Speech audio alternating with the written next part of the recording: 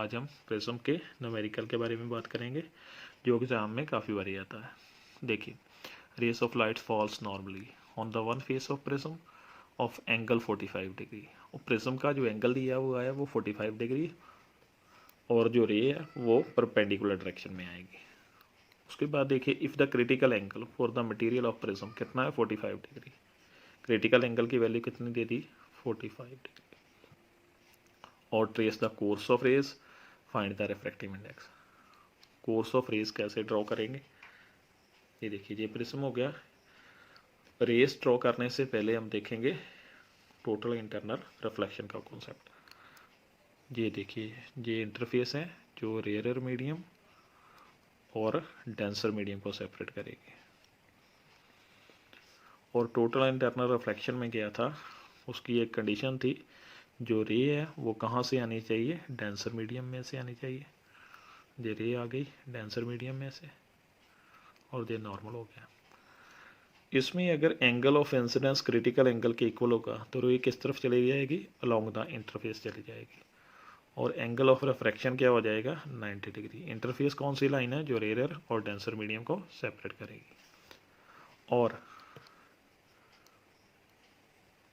अगर angle of incidence critical angle से बड़ा होगा, angle of incidence critical angle से बड़ा हो जाएगा तो रे जो है उसी मीडियम में टोटली रिफ्लेक्टेड कर देगी, रिफ्लेक्टेड कर जाएगी, जिसे क्या बोल दिया जाएगा, टोटल इंटरनल रिफ्लेक्शन। तो इसमें देखिए, अगर एंगल ऑफ इंसिडेंस होगा तो रे किस तरफ चली जाएगी, angle of incidence critical angle के इक्वल होगा तो रो किस तरफ चली जाएगी, अलोंग द इंटरफेस। और angle of incidence critical angle से बड़ा होगा तो लाइट जो है टोटली इस मीडियम में रिफ्लेक्ट कर जाएगी।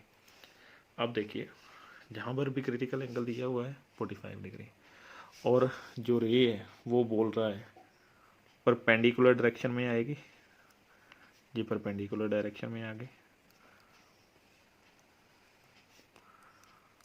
अगर परपेंडिकुलर है तो जो ये एंगल कितना होगा 90 डिग्री हो जाएगा। और ट्राइंगल्स का जो तीनों एंगल्स होते हैं उनका सम क्या होता है 180। अगर ये 90 है तो ये दोनों एंगल किसके होने चाहिए, 45 है तो ये भी फिर कितना होना चाहिए 45 होना चाहिए। ये भी क्या हो गया फिर 45, 45 प्लस 45 90 प्लस 90 क्या हो गया 180 हो गया। और इसका नाम रख दो कोई पी क्यू रे, इस तरफ से आ रही है। ये तीनों एंगल का सम का हो गया 180 हो गया। ये उसने क्वेश्चन में बोला था नॉर्मली फॉल करेगी किसी वन फेस पर। और ये एंगल ऑफ प्रिज्म कितना बोला था उसने 45 डिग्री। और ये एंगल हमने फाइंड कर लिया, ये भी क्या है 45। अब देखिए, जहाँ से आप देखेंगे जो क्रिटिकल एंगल है वो भी 45 डिग्री है। अब जहाँ से इसका एंगल ऑफ इंसिडेंस फाइंड कर लिया जाएगा इस रे का इस फेस के लिए, तो वो क्या होगा, हम नॉर्मल ड्रॉ करेंगे इस पर। ये देखिए, ये नॉर्मल ड्रॉ कर दिया। ये अगर नॉर्मल होगा तो इसका एंगल जो होगा वो ये पूरा एंगल कितना होगा 90। अगर पूरा एंगल ये लेट करते हो ये 180 होता है। नॉर्मल का मतलब परपेंडिकुलर डायरेक्शन में। ये अगर पूरा का पूरा एंगल 90 है तो ये एंगल कितना होगा फिर 45 डिग्री हो जाएगा। फिर से ये एंगल क्या हो गया इसका, इस फेस के लिए एंगल ऑफ इंसिडेंस हो गया। अगर ये एंगल ऑफ इंसिडेंस 45 डिग्री हो गया, ये 45 डिग्री लिखा हुआ है, अगर 45 डिग्री हो गया तो किसके इक्वल हो गया, क्रिटिकल एंगल के इक्वल हो गया। तो फिर रे किस तरफ मुड़ जाएगी, अलोंग द इंटरफेस जो है वो रे आ जाएगी, इस तरफ मुड़ जाएगी। और इसका नाम आर सी रख देंगे, आर से सी की तरफ आ गई। रे क्या आए, परपेंडिकुलर डायरेक्शन में आए, एंगल 90 डिग्री। ये एंगल ऑफ प्रिज्म उसने दिया था 45, ये हमने फाइंड कर लिया। 180 से इन दोनों को प्लस कर माइनस कर लो तो जी 45 डिग्री आ जाएगा। ये रे के लिए हमने नॉर्मल बना लिया। नॉर्मल कितने एंगल पर होता है 90 डिग्री। तो ये एंगल कितना हो जाएगा 90 में से 45 माइनस कर दो तो 45 एंगल ऑफ इंसिडेंस इस फेस के लिए आ गया। वो किसके इक्वल हो गया, क्रिटिकल एंगल के equal.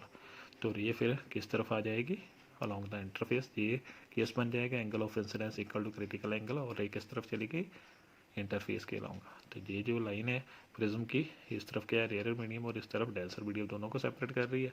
Angle of incidence critical angle की इक्वल हो गया तो ये इस तरफ आ गई। अब देखिए इसमें रिफ्रैक्टिव इंडेक्स कैसे फाइंड किया जाएगा। रिफ्रैक्टिव इंडेक्स का फॉर्मूला क्या होता था, 1/μ equal to 1/sin c। Mu क्या है, रिफ्रैक्टिव इंडेक्स, और c की वैल्यू क्या है 45 डिग्री दी हुई है उसने। साइन 45 की वैल्यू कितनी होती है, 1/√2 आ जाएगी वैल्यू, और रेसिप्रोकल हो जाएगा, और रिफ्रैक्टिव इंडेक्स की वैल्यू कितनी आ जाएगी, √2 आ जाएगी।